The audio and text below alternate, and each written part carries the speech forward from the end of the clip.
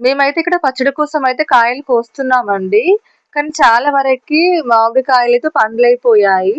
ఇంకా పచ్చడికి లేట్ అయింది ఈసారైతే కల్లాలు చేయబట్టి. కాయలన్నీ కోస్తున్నాం ఇక్కడ.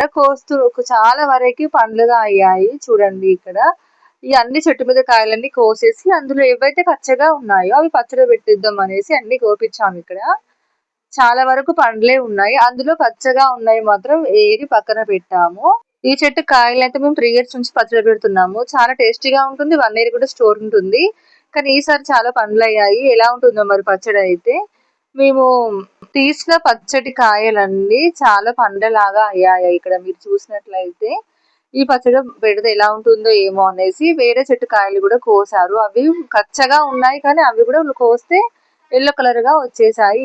మరి మేము ఈ కాయలతోనైతే పచ్చడి పెట్టామా లేదా అని నెక్స్ట్ వీడియోలో చూపిస్తానండి. ఇదైతే లాస్ట్ ఇయర్ పచ్చడి ఇంకా ఉందండి.